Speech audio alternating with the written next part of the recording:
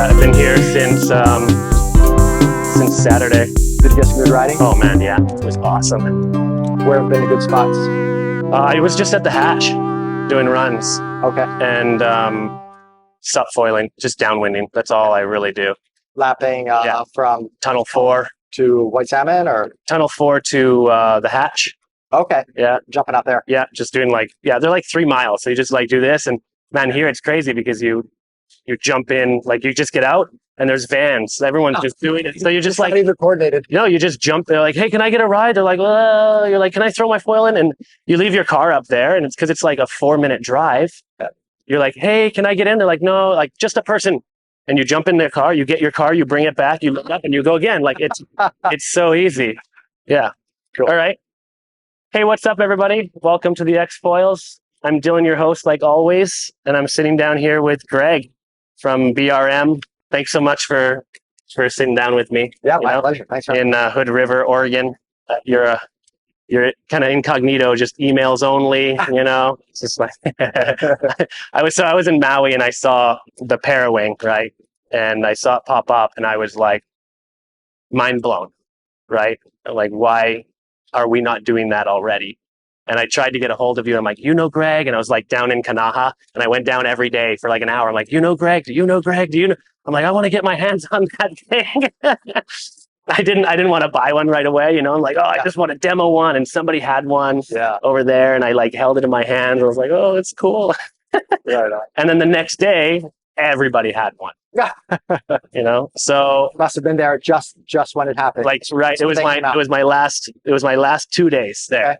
And I was like, that day I was like at Kanaha trying, and then my last day I did a downwinder, and Steve had it and he did a video about it, and all the guys were down there, and it was a Kihei run, and everyone was lined up, and there was 7 of them in the sky. And you're like, holy crap. Yeah. So that's super cool. Steve was definitely one of the first. He saw it. I know. I hopped right by. I texted him how'd you get that? He's like, you just have to go get it. I'm like, yeah, I tried. So tell me a little bit of history of that. How long have you been working on that? When did the concept pop into your head? And I mean, it just exploded.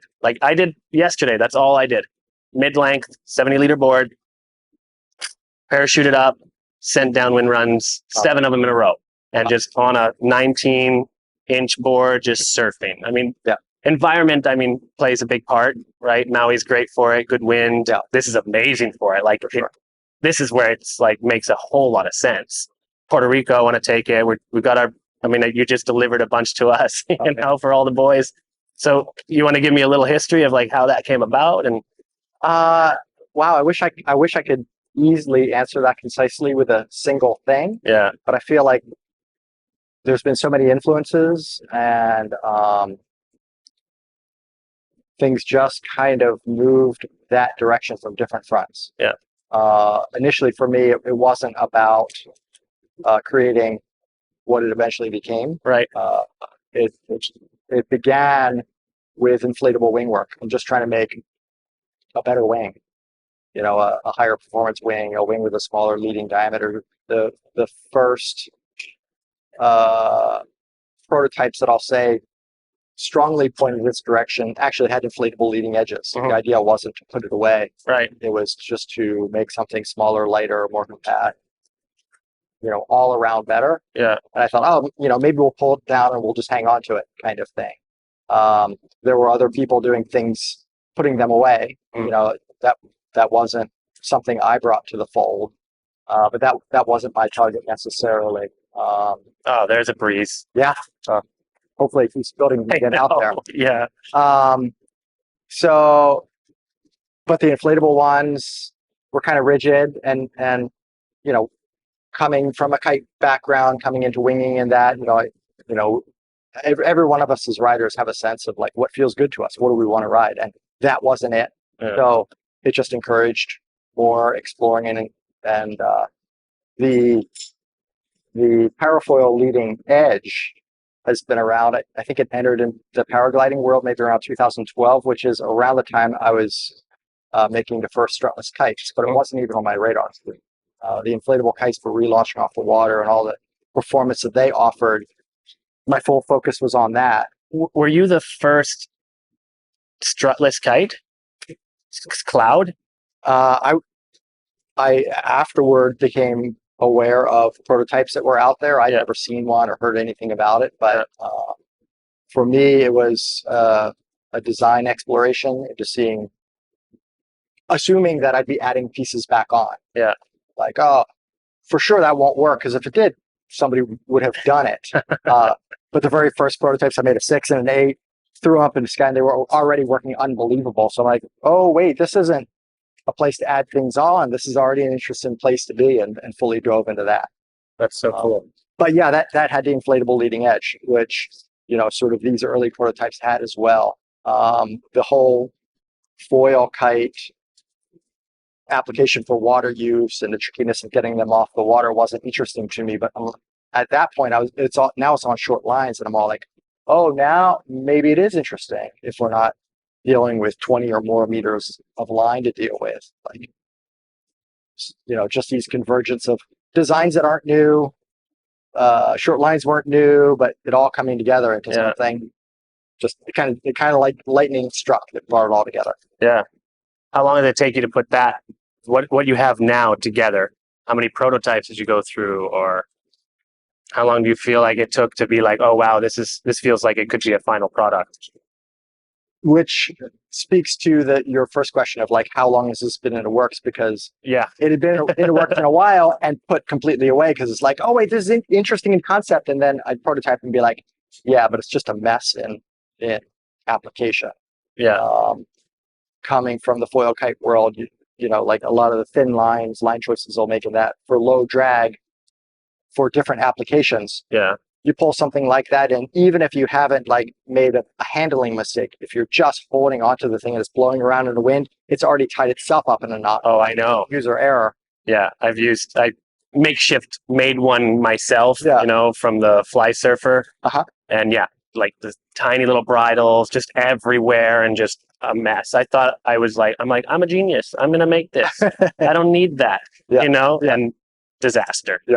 Yeah. Yeah. I mean, which makes a lot of sense, like I fully played around with those as well. Yeah, for sure. It all spoke to, I should have asked you. Designs are out there, but it's not really working. So I just put it away for a while and focused on something else. At the same time, I was playing around with replacing the inflated parts with like different composite parts, which is also super interesting.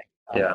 It's the opportunity to get rid of the leash and just kind of open my mind to there's ways of riding and gear to be created that we don't need to be leashed to, or we don't need to have the same riding paradigms, limitations that we've been experiencing.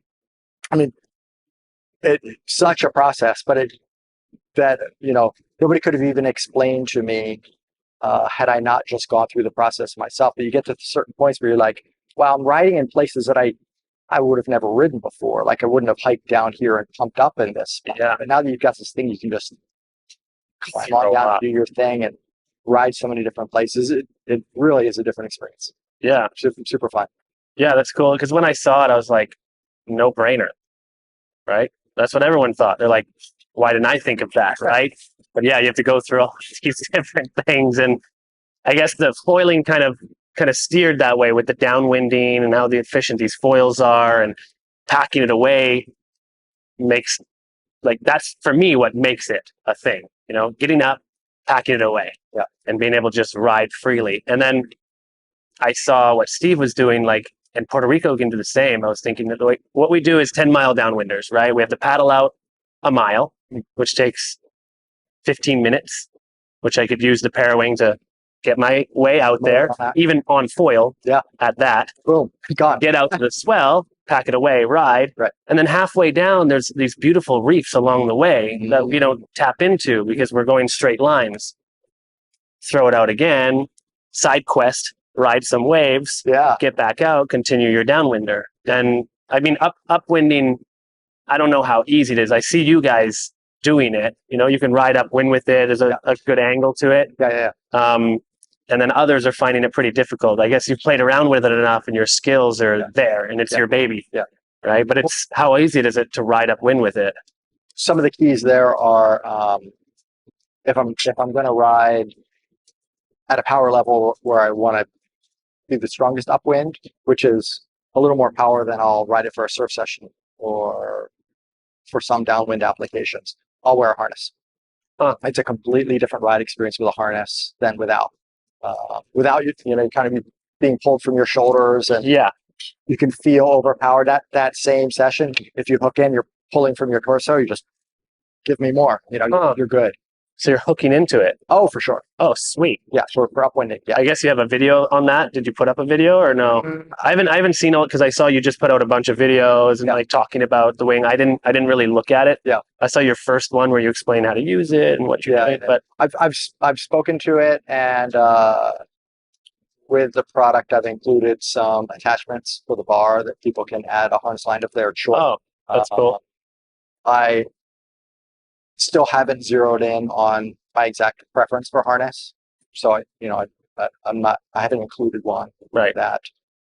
Currently, I'm feeling like a single attachment point with instead of a loop, but a loop to a single point. Is a pretty neat way to go. Because if you fine tune that exact position, you can have it set for full D power, almost like leash style. Or if you scooch it back a little bit, you can center it right on the center of lift, and have really neutral in your hands, all the load going right through your harness. Which is super comfortable if you're going to do a bigger upwinder. Did you expect it to blow up like it did?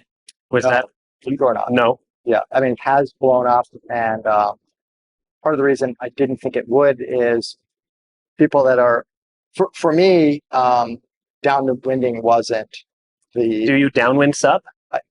Like with a foil?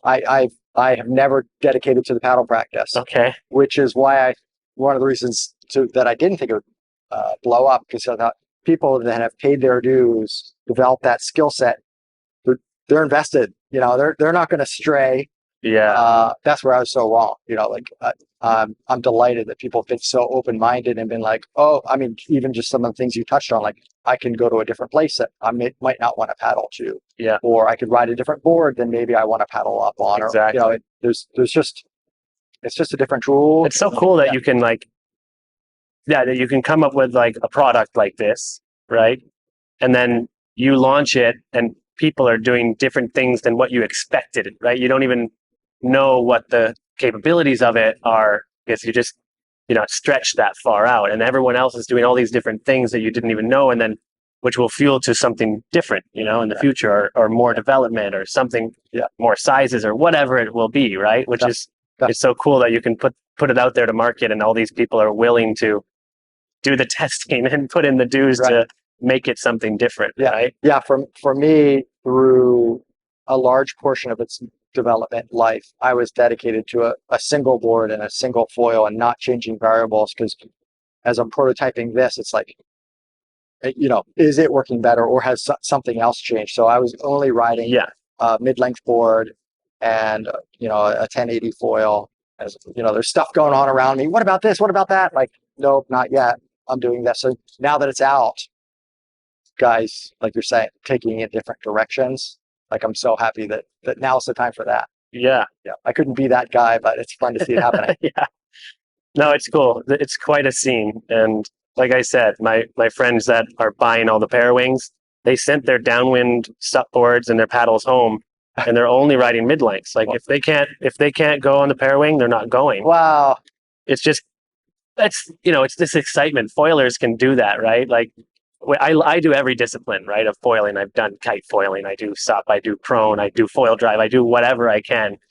And then you see another discipline that I get to suck at all of a sudden, right? There's a learning curve to it. I'm a kiter, a winger, a foiler, a downwinder, and there's it takes you a second, especially when it's blowing 40 here and you've got a 4 meter. So it gets a little bit wild. For sure. So that's why we got the 2 9s. We don't get wind like that in Puerto Rico, My last session before coming here, I was getting completely blown off the 2.9 just 2 days ago before flying out here. Oh, why didn't I bring my 1.8? I did it because I was riding solo, and I'm like, well, let me have some insurance here to get myself out of a jam. But it was a Have you lost one? Like, let it go and they never retrieved it, or there was a situation here that I've heard about, but that was the one and only. Yeah. It's never happened to me. Yeah. But yeah, I did. Well, you've got everybody under the sun wanting to try it, right? You're gonna hear some things. Yeah. You know. Yeah. But to circle back to something we mentioned, you talked about your run and being able to kind of cut in and enjoy some of the reef breaks that you might have bypassed. And for me, the surfing was what really excited me when I saw the potential for this. I'm like, oh wait, summertime Maui, no real groundswell, downwinding all season long, but we're approaching maybe in the next few weeks our wintertime wave season. And I've been wanting for almost my full foiling history, which I guess is 10 years now, just to get more and more pure, just get rid of the kite, get rid of the wing, whatever it is. Yeah, get rid of the motor. Attack. Yeah. Needing a jet ski or needing to paddle back to a wet. And for me, this is where it finally makes sense. Yeah. Like it ticks all the boxes in terms of how I want to ride a wave. That's fun. Yeah, that's interesting you say that, because when I saw it, my mind only went to downwinding.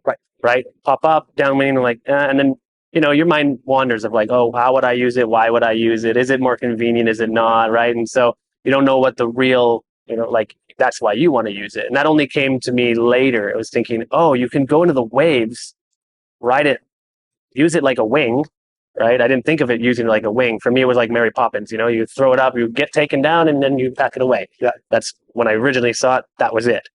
But to use it like a wing, essentially, to get yourself into waves and then freely surf, it's so pure. Yeah. That's a really cool way to use it. And that's why it's so cool that everyone's using it in different ways. Yeah. This actually turned me on to downwinding. This brought me to that discipline. Yeah. When this started working well enough that, when you bring it in and be ready to deploy it and it wasn't a total mess anymore, I started to realize, oh, actually, I don't really have downwind game. I'm not so good. And that's when I opened up different boards, different foils, and really upped my downwind game. And that's made that fun. Yeah. But me being relatively new into that discipline has been super exciting, and to sort of learn from people that are in that, where does this fit, where it doesn't. I mean, I thought this will be a great option if people, even if they're going to paddle up, maybe they're going to want it to motor out to the wind line or whatever they're going to do. But I've thought about the same. Yeah. You mentioned like the South Shore runs and that, like if the wind turns offshore and that, the paddle is going to be your friend. Maybe it is at the call. So I feel like there's. Yeah. I mean, there's different risks to it, right? Depends how you're going to use it and where and location. And I mean, like everything, paddle could snap, you could lose, the leash could break, like there's a lot of different things that can happen like this, I'm just loving it. I'm loving it. And I love the concept, and I'm glad you brought it to us. Yeah, thank you so much. And that we can just kind of discover different avenues of it. So that's super rad. And I love all the history of like what you did in the past and those kites, and just seeing like nobody knew that a kite could fly like that. When I was a kite foiler, and when I saw that and how the kite would just do circles and what you guys were doing in Maui, I was like, dude, that's so epic. Like that's what foiling is, right? To discover different things, and it's so much fun, and everybody loves it. So man, thank you. Right on. Yeah. Any comments you want to add or anything special? I mean, I'm stoked on all the ground we covered, and I mean, I think you say it right when like, ooh, it's going to be exciting to see where people go with this. Like, this is. Have you seen the chatter online? Yes and no. Because I like to be informed, but I also don't like to look at too much of it. Yeah, because it's funny that I see the comments of what people are thinking. Right? It's like when winging came out. I don't know where we saw it. I was like, oh, that's so cool.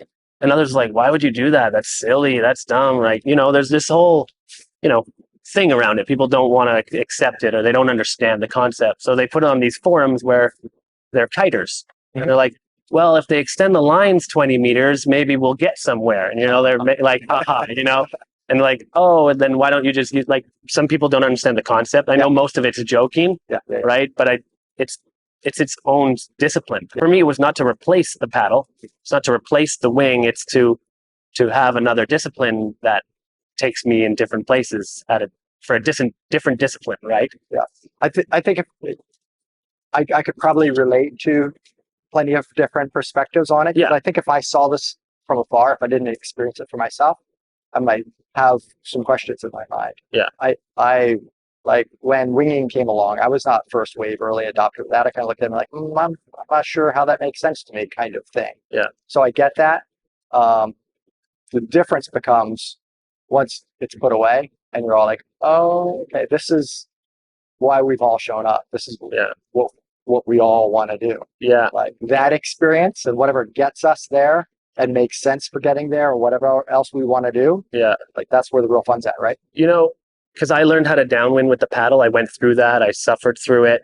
There's a lot of work. Yeah. It made me like how I am on a foil and how I know how to maintain energy and stay on foil because of the efficiency of what you need to do to stay on foil and not have to paddle up again. Yes.